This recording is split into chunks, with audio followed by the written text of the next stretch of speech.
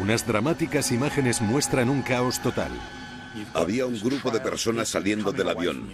Eran imágenes sin editar, al natural. Un superviviente del accidente grabó la desesperada huida de los pasajeros del vuelo 200 de Garuda. Hubo muchas explosiones y columnas enormes de humo negro. ¿Por qué el avión de la aerolínea indonesia se salió de la pista? No queríamos especulaciones, queríamos pruebas. Hubo mucha presión para dar respuestas. Los investigadores deben aceptar una sorprendente explicación del accidente.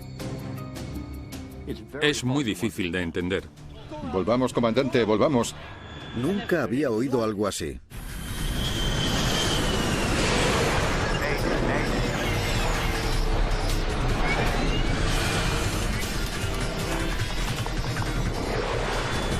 Mayday, catástrofes aéreas.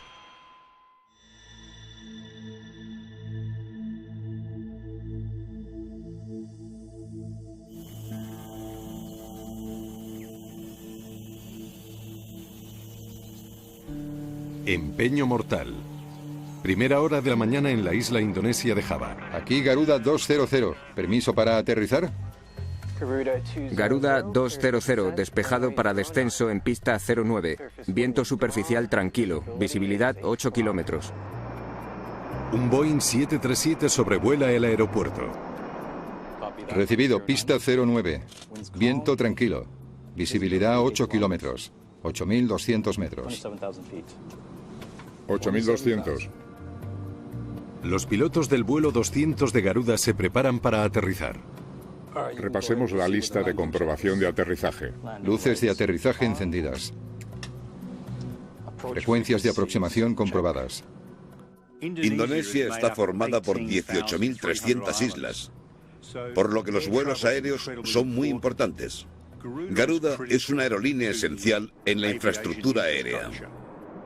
Señal para abrocharse el cinturón encendida.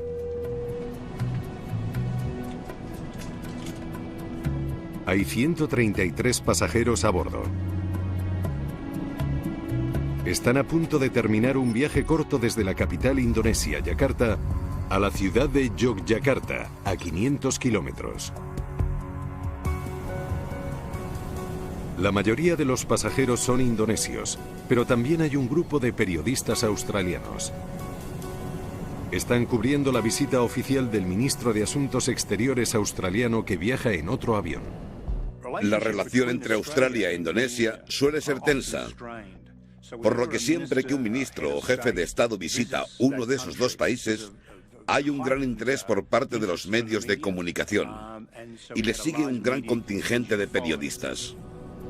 Kyle Quinlan también se dirige a Yogyakarta. Es un agente de seguridad de la Fuerza Aérea y parte del equipo de seguridad avanzada del ministro. Yo trabajaba para el Escuadrón 34 VIP, los hombres que velaban por la seguridad del primer ministro y de otros ministros. Teníamos que viajar en vuelos civiles. Al avión le quedan unos 15 minutos para aterrizar. Velocidad 600 kilómetros por hora. Cuando nos autoricen nos aproximaremos a la pista 9, rumbo 088. El comandante Muhammad Marwoto Komar llevaba 21 años trabajando en Garuda. Flaps de aproximación 40. Frenos automáticos 2. Velocidad aerodinámica 250 kilómetros por hora. Usaremos el stand de la izquierda. Al acercarse al aeropuerto, le recuerda al copiloto Gagam Reikman los pasos finales necesarios para aterrizar. Entendido. Instrucciones de aproximación completadas. Era un día normal para los pilotos. El comandante tenía mucha experiencia, el copiloto un poco menos, pero era un día absolutamente normal y un vuelo corto, fácil.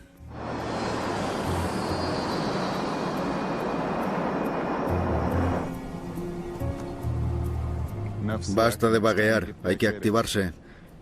Sí, vuelta al mundo real.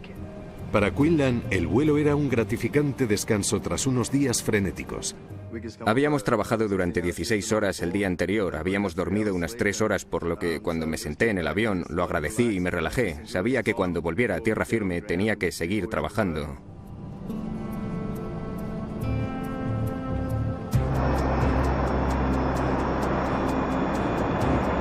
El avión está a menos de 25 kilómetros del aeropuerto. ¡Cuánto viento! Hay una pequeña turbulencia. El mayor reto al que se enfrenta un piloto en latitudes cercanas al Ecuador es que allí hay un mayor intercambio de calor y de vez en cuando hay vientos muy fuertes de los que tienes que estar pendiente como piloto. Garuda 200, despejado para aproximarse a la pista 09. Avisen cuando vean la pista. Recibido. La turbulencia no afecta al experimentado piloto. Flaps 1. Sigue aproximándose a la pista. Flaps 1. Y pide que se extiendan los flaps. Los flaps aumentan el área de superficie del ala, añadiendo el ascenso extra necesario en velocidades más bajas. Desplegando tren de aterrizaje. Desplegando tren.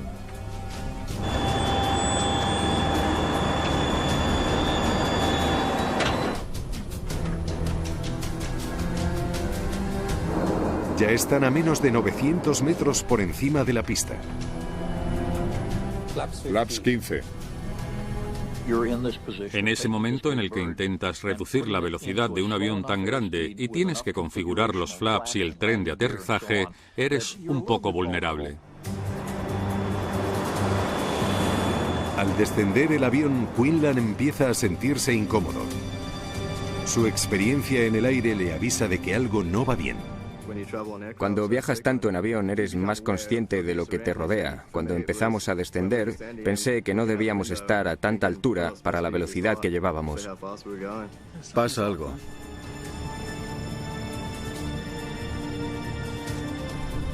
Despejado para aterrizar, 3 kilómetros. Quinlan sabe que el avión desciende demasiado rápido. Cuando me di cuenta de que iba a pasar algo horrible, me giré hacia mi jefe y le dije, estamos cayendo. Pues prepárate.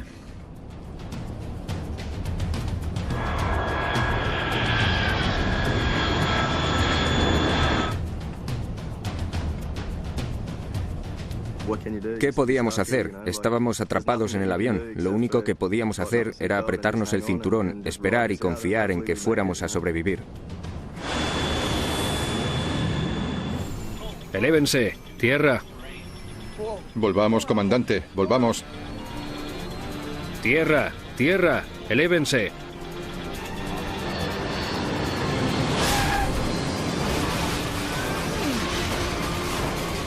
Rebotamos antes de aterrizar.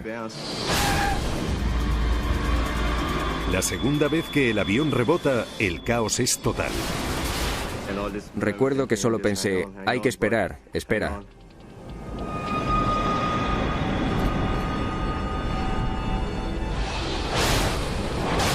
Hubo un tercer impacto, pero el avión no se detenía.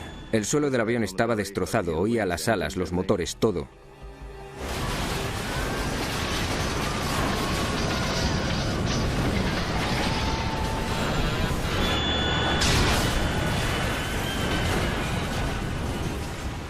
El impacto más fuerte que he sentido en mi vida fue cuando nos chocamos contra ese muro.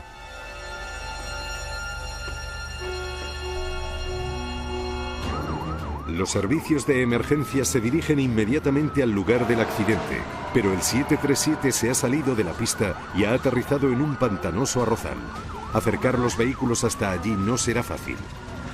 Un accidente en medio del aeropuerto en una zona de fácil acceso es una cosa, pero como en este caso, cuando se produce fuera del aeropuerto y el acceso es tan limitado, la dificultad crece exponencialmente.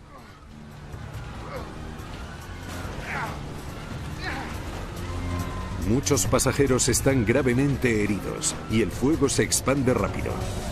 Kyle Quinlan sabe que no hay tiempo que perder. Cuando me levanté fui consciente de que yo podía moverme, pero que había mucha gente que no podía hacerlo. Tenía que hacer algo para ayudarles.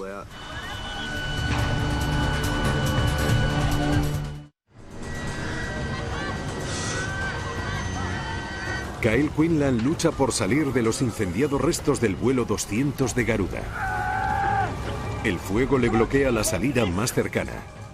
Sentí muchísimo calor y luz procedente de la parte derecha del avión. Si el depósito de combustible se incendiaba, el avión podría explotar, pero los bomberos no podían llegar. Siempre que hay combustible, hay que apagar el fuego inmediatamente, porque puede llegar a haber llamas de 1000 grados. Es una situación mortal. ¡Ayúdame! Quinlan sigue sin poder salir. Giré a la izquierda, salté y entre un hombre indonesio y yo rompimos la puerta de la salida de emergencia. Los pasajeros intentan salir por ahí.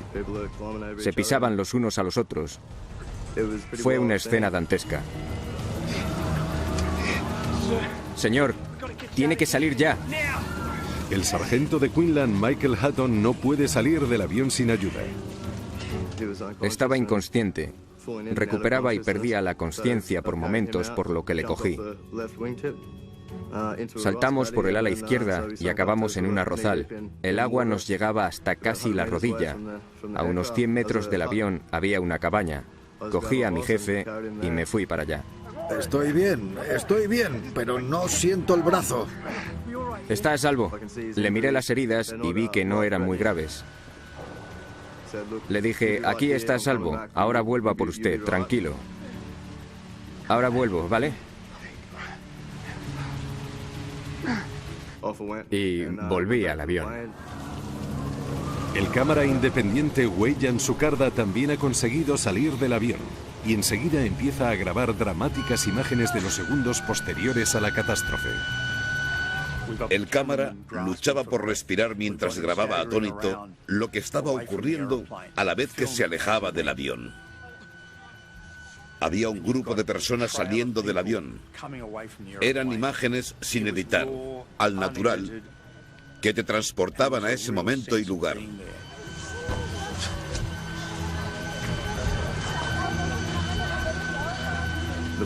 La intensidad del fuego era inmensa. Hubo muchas explosiones y columnas enormes de humo negro. Era increíble cómo ardía el avión. Nunca había visto algo así. Dentro del avión, Quinlan ayuda a más pasajeros a escapar del infierno en el que se ha convertido el aparato. Mucha gente no podía hacer nada. Yo sí. Yo sí estaba en condiciones de ayudar e hice todo lo que pude para ayudarles. Reinaba el caos. Por un lado, había muchos policías, pero no sabían qué hacer. Y por el otro, eran los propios pasajeros los que tenían que ayudarse los unos a los otros a salir del avión. Los servicios de emergencia no podían llegar al lugar del accidente por culpa de las zanjas y las vallas del arrozal. Fue caótico. De las 140 personas a bordo entre pasajeros y tripulación, fallecieron 21. Pensamos que era imposible que alguien hubiera sobrevivido. Fue casi un milagro que sobrevivieran tantas personas. Sukarda sigue grabando mientras los supervivientes del accidente, entre ellos Kyle Quinlan y Michael Hutton, llegan a un hospital cercano. Soy de las Fuerzas Aéreas Australianas.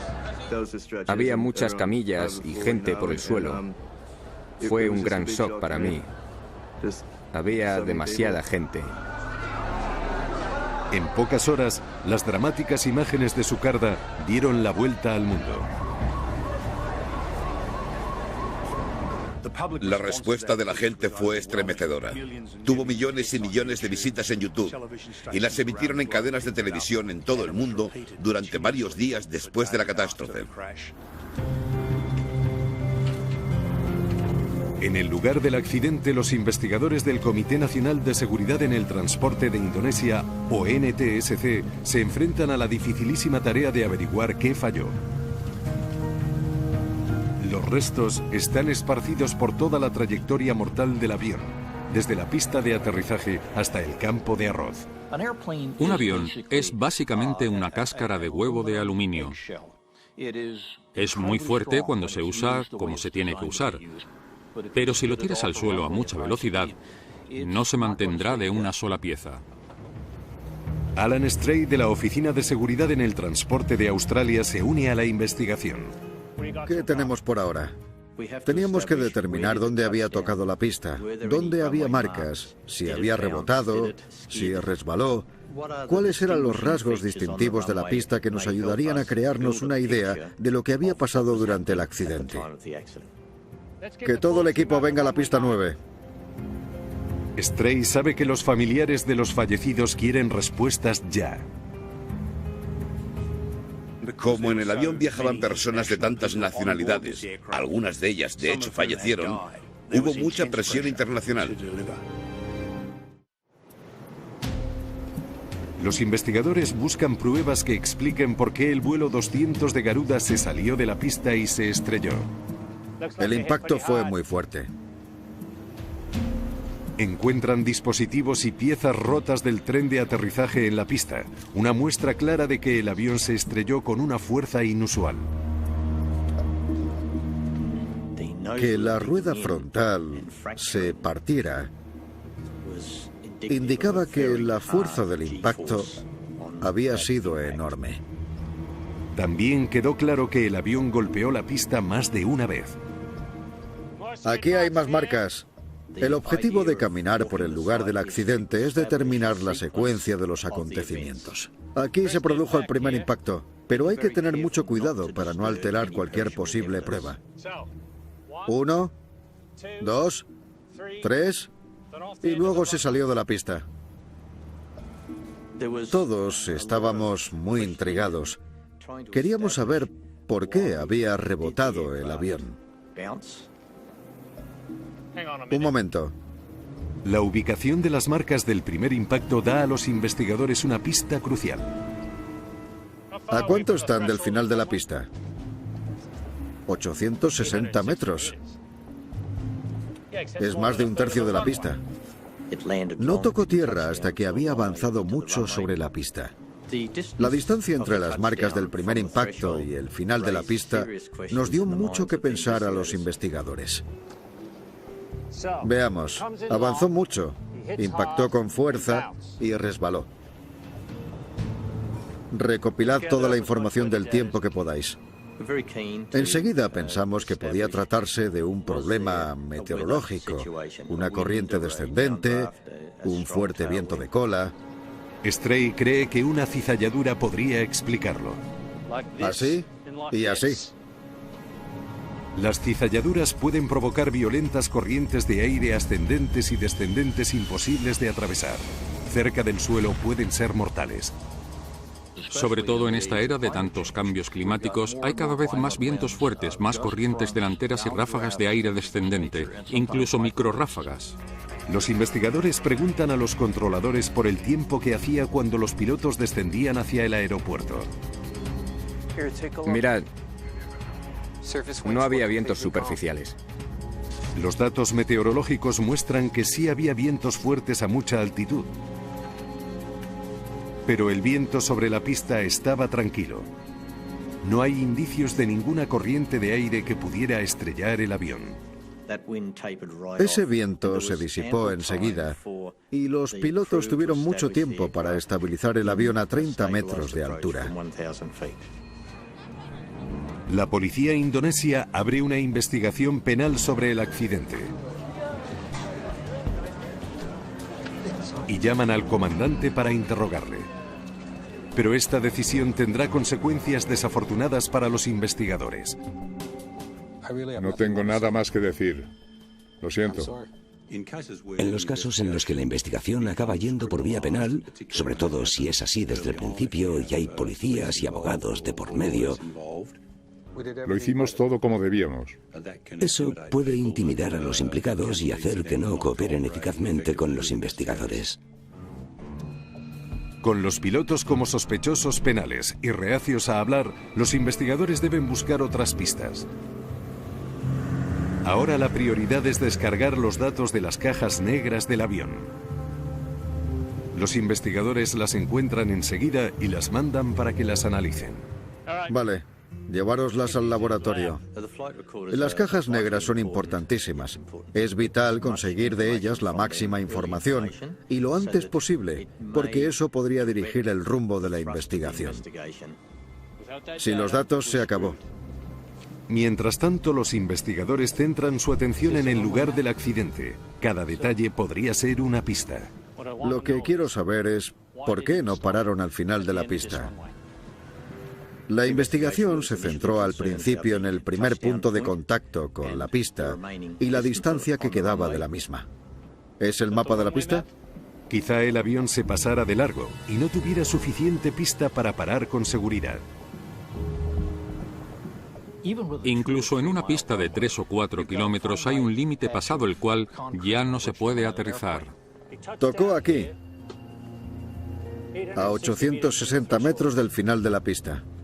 Tuvo más de 1.300 metros para parar.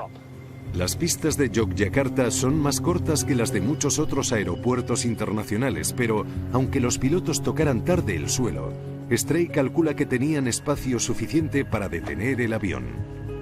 Tenía pista de sobra. La longitud de la pista era la adecuada para un Boeing 737.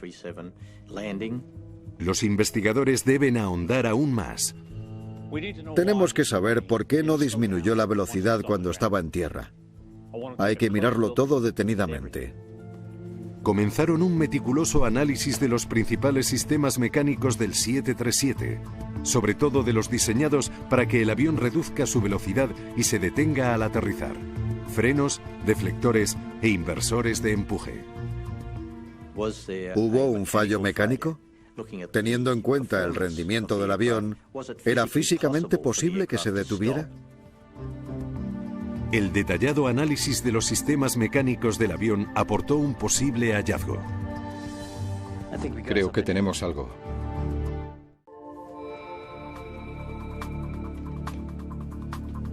La revisión del registro de mantenimiento del vuelo 200 de Garuda arroja una pista intrigante. Anotaron varios casos en los que uno de los inversores de empuje falló. Los inversores de empuje redireccionan el aire que sale del motor hacia adelante para ayudar a que el avión reduzca su velocidad en pista. El aterrizaje no consiste simplemente en tocar tierra, consiste en disipar una cantidad enorme de energía cinética. ¿Y cómo se hace? Con la fricción entre las ruedas y la pista. Se hace invirtiendo el empuje. Elévense, tierra, elévense. No podemos parar. No hay empuje invertido.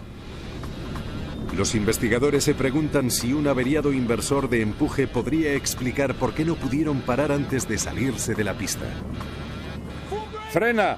Sigues teniendo que disipar toda esa energía y si no tienes espacio suficiente para hacerlo, estás perdido.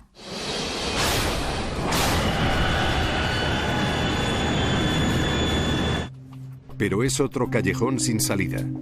Según el registro de mantenimiento, se arregló el inversor defectuoso antes de que el vuelo 200 despegara. Parece que lo arreglaron. Lo habían arreglado antes de que el avión hiciera ese viaje con origen en Yakarta, por lo que no había pruebas escritas de ningún fallo.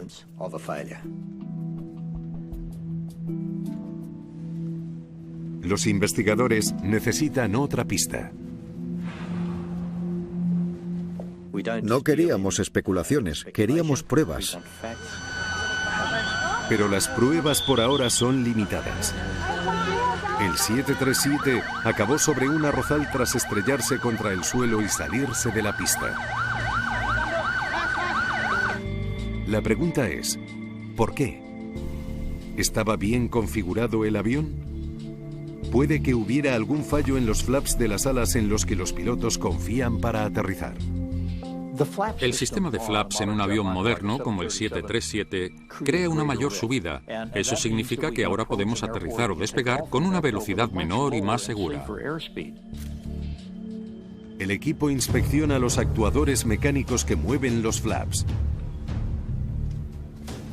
Teníamos que comprobar la configuración de los flaps. ¿Qué configuración podíamos deducir tras el siniestro? Medimos la extensión de los actuadores para establecer cuál era la configuración de los flaps. Lo que descubrieron fue asombroso. No estaban desplegados. Estos actuadores mecánicos mostraban una configuración de solo 5 grados, algo insuficiente para aterrizar. No podíamos creer que hubiera aterrizado con una configuración de solo 5 grados. Para proporcionar la elevación necesaria al aterrizar, los flaps de un 737 se suelen desplegar poco a poco de los 0 a los 40 grados según el avión va frenando y descendiendo hacia la pista. El sistema de flaps en los aviones modernos es importantísimo. Los investigadores no saben por qué los flaps acabaron en solo 5 grados. El mecanismo se dañó con el accidente y podría haberse movido tras el impacto. Para estar seguros de cómo estaban configurados los flaps, necesitan los datos de los registradores de vuelo.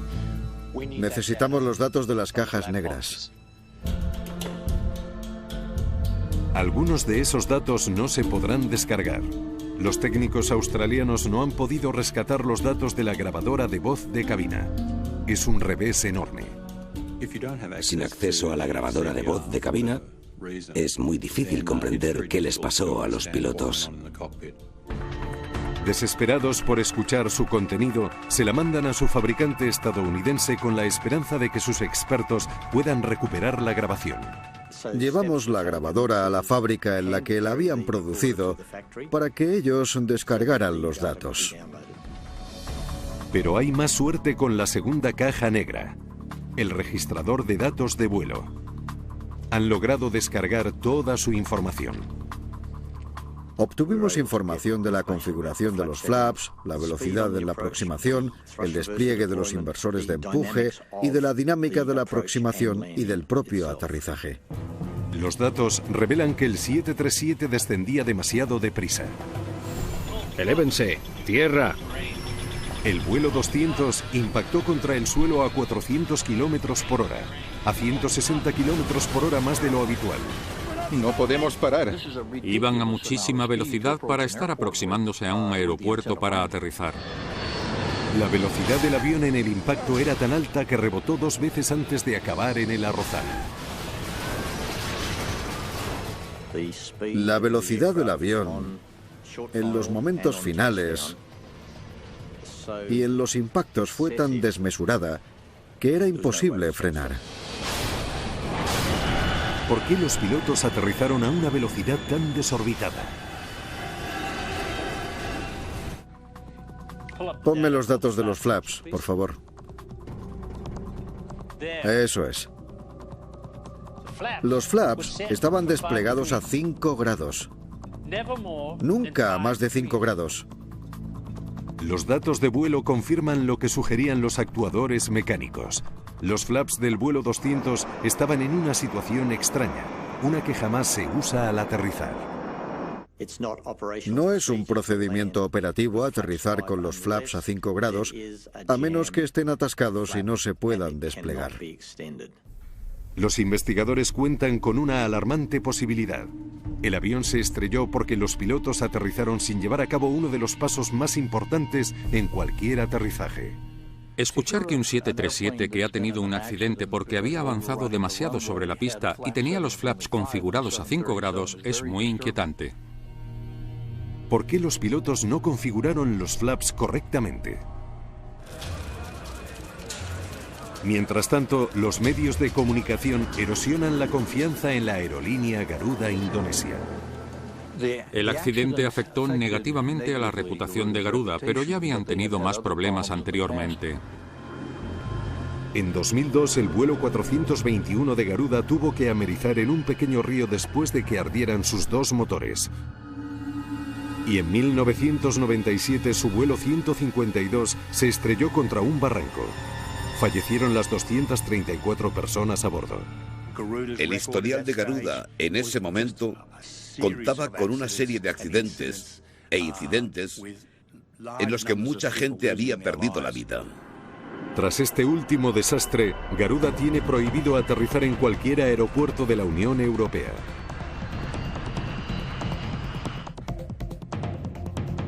El destino de la Aerolínea Nacional de Indonesia podría pender de un hilo si los investigadores no logran averiguar qué pasó a bordo del vuelo 200 de Garuda.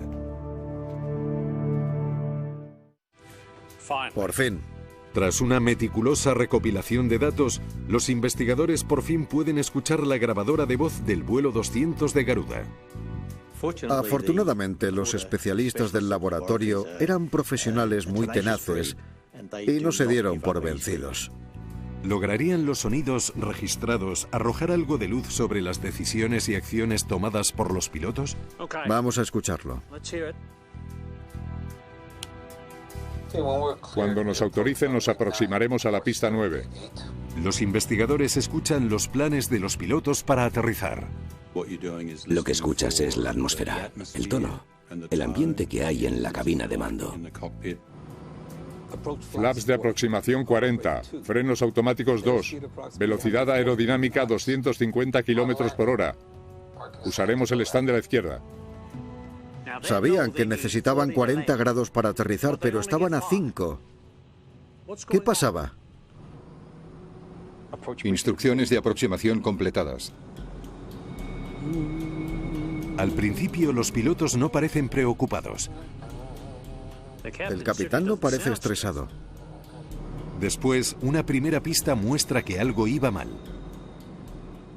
No vamos a tocar la pista. El avión está demasiado elevado a tan poca distancia del aeropuerto. Es mejor descender un poco más deprisa.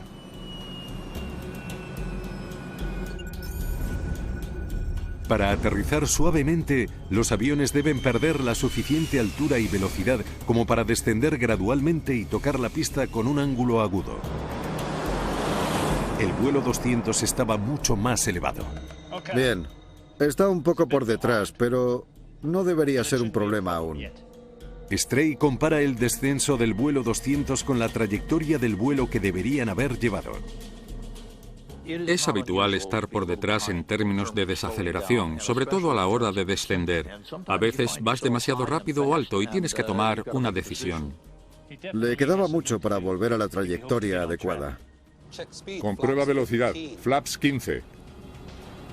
Flaps 5. El comandante ha dicho flaps 15. ¿Por qué el copiloto ha dicho flaps 5? Flaps 15. Algo malo pasaba en la cabina. Velocidad, flaps 15. El comandante le repite varias veces al copiloto que aumente el despliegue de los flaps a 15 grados, pero este nunca llega a moverlos de los 5 grados. Flaps 15. Es como si no estuvieran en la misma cabina. El aterrizaje requiere de una coordinación excepcional, pero al aumentar la velocidad hacia la pista, el comandante y el copiloto parece que se ignoran mutuamente. Hay muchas pruebas de que los pilotos no estaban pensando con claridad, no se estaban comunicando.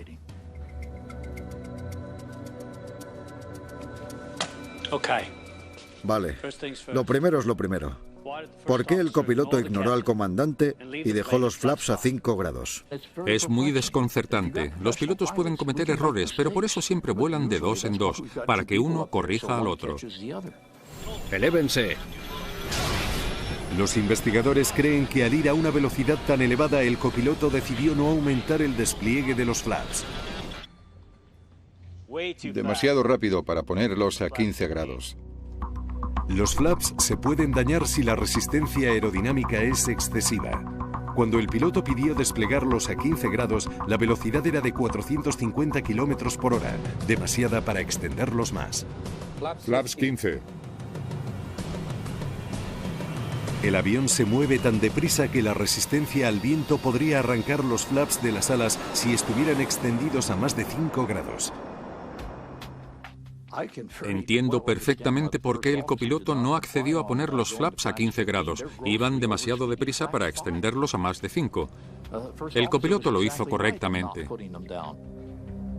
Vale, iban demasiado rápido para extender los flaps.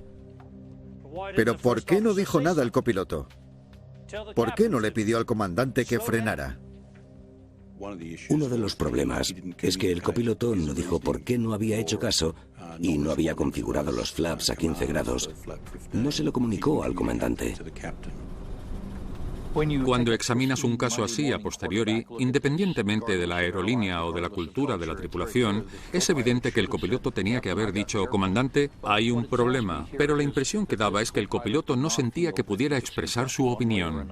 Elévense. Y lo que es más extraño, ¿por qué no reaccionó el piloto ante las alarmas de la cabina que sonaron momentos antes del primer impacto? Volvamos, volvamos. Elévense. Lista de comprobación de aterrizaje completada.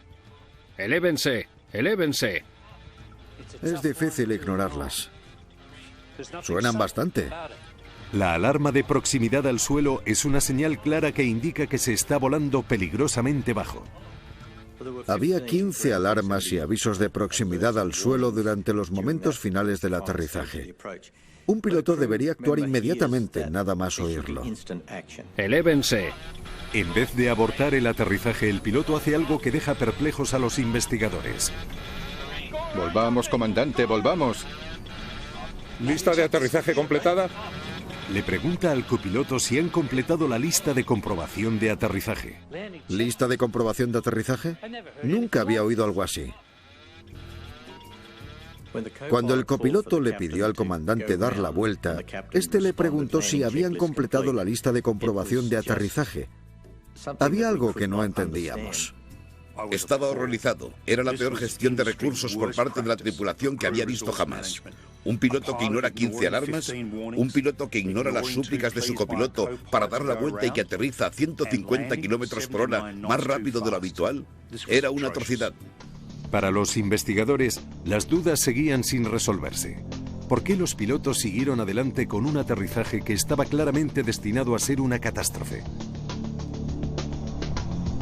Sus historiales revelaron que ambos pilotos de Garuda poseían todas las licencias y certificados pertinentes. El comandante, además, tenía muchos años de experiencia. Pero la excesiva velocidad de aterrizaje y la falta de comunicación en la cabina llevan a los investigadores a cuestionar la calidad de la formación de los pilotos. Investigamos mucho más en profundidad qué tipo de formación habían recibido. Escasa conciencia situacional y coordinación. Poca comunicación. Aproximaciones inestables. Tras revisar los historiales de formación de toda la aerolínea, descubren un detalle inquietante. No son los primeros pilotos de Garuda en tener problemas al realizar un aterrizaje rutinario. En 2001 se llevó a cabo un análisis en el que se observaron varios incidentes de aproximaciones inestables y demasiado rápidas. Este hallazgo arroja algo de luz sobre lo que pasó en Yogyakarta. Puede que los investigadores estén a punto de descubrir la causa del desastre del vuelo 200 de Garuda. Pon esa última parte otra vez. Los investigadores creen que los informes sobre la escasa formación de los pilotos ayudarán a explicar el mortal aterrizaje en Yogyakarta. Elévense. Tierra. Una buena formación es esencial para los pilotos, sobre todo cuando se enfrentan a una crisis. Es una de las pocas cosas que pueden ayudarles a evitar un extraño fenómeno psicológico llamado fijación. Se produce cuando te concentras tanto en una tarea que dejas de lado el resto de cosas que ocurren a tu alrededor. Cuando una persona ignora de una forma tan evidente tantas señales, los sistemas, las alarmas, la velocidad, es que sufre de fijación. Elévense. No veía nada más. La teoría de los investigadores es que el piloto estaba tan centrado en descender a una altura adecuada que no se dio cuenta de la velocidad. Y cuando sonaron las alarmas, tampoco se dio cuenta de que corrían un grave peligro. Es difícil imaginarse que alguien pueda llegar a ese punto, pero los pilotos tenemos muchos defectos, y entre ellos está que podemos llegar a concentrarnos tanto en la pista que dejamos de lado el resto, los avisos, las alarmas, todo. Una buena formación ayuda a evitar la fijación al reforzar los procedimientos estándar diseñados para que los pilotos no caigan en esa trampa y tengan toda la información que necesitan. Elévense. Volvamos, comandante, volvamos. Elévense. Volvamos. Elévense. ¿Lista de aterrizaje completada? Una mejor formación también habría ayudado a que el copiloto se atreviera a corregir el error del comandante. Sin ninguna duda, si el piloto no responde y no da la vuelta, que es lo que tendría que haber hecho inmediatamente al oír las señales de alarma, el copiloto tendría que haberse hecho cargo del avión y haberlo hecho él.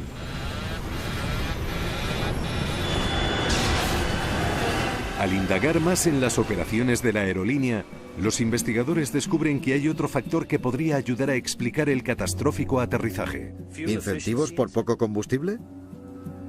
Garuda había aprobado hacía poco una política que recompensaba a los pilotos que ahorraran combustible.